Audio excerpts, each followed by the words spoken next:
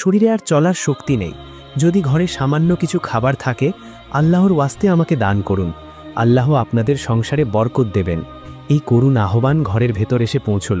উম্মে সালামা রাদিয়াল্লাহু আনহা ও দাসী দুজনেই শুনলেন, কিন্তু মনে হলো দেওয়ার মতো তো কিছু নেই, আর যে গোশত আছে তা তো নবীজির জন্য রাখা। অবশেষে ভেতর থেকে শুধু এই কথাই শোনা গেল, হে আল্লাহর বান্দা, আল্লাহ তোমাকে বরকত দিন। এই কথার অর্থ ভিক্ষুক বুঝে নিল। নীরবে সে ফিরে গেল, কিন্তু কেউ তখনও বুঝতে পারল না আল্লাহর এক মেহমানকে ফিরিয়ে দেওয়ার মূল্য কত গভীর। বাতাসে তখনও যেন তার দুয়ার রেশ রয়ে গেল। অদৃশ্যভাবে ভেসে বেড়াতে লাগলো একটি কথা, দান করলে সম্পদ কমে না, বরং বাড়ে। এর কিছুক্ষণ পরেই দরজায় হালকা শব্দ। ঘরে প্রবেশ করলেন রাসূলে পাক সাল্লাল্লাহু আলাইহি ওয়াসাল্লাম। যেন চাঁদের আলো ঘরের প্রতিটি কোণ আলোকিত করে দিল। সেই চিরচেনা নুরানি মুখ, শান্ত ভরা হাসি সবকিছু হৃদয়কে প্রশান্ত করে দিল।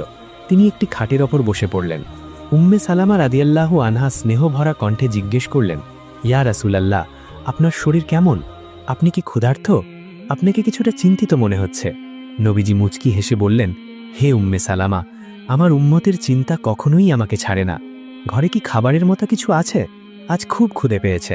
এই কথা শুনে উম্মে সালামা রাদিয়াল্লাহু আনহা আনন্দে উচ্ছ্বসিত হয়ে বললেন, হে রাসূলাল্লাহ, আজ আল্লাহর রহমতে আপনার জন্য রান্না করা গোশত রাখা হয়েছে। তিনি সঙ্গে সঙ্গে দাসীকে ডেকে পাত্রটি আনতে বললেন। দাসী আনন্দে ছুটে গেল। মনে মনে ভাবছিল, আজ নবীজির হাতে খাবার তুলে দেওয়ার সৌভাগ্য আমার। কিন্তু টেবিলের কাছে পৌঁছে দাসীর চোখ বিস্ময়ে স্থির হয়ে গেল। হাত কাঁপতে লাগল। যেখানে গোশত থাকার কথা সেখানে কিছুই নেই, শুধু সাদা পাথর। আশ্চর্য ব্যাপার,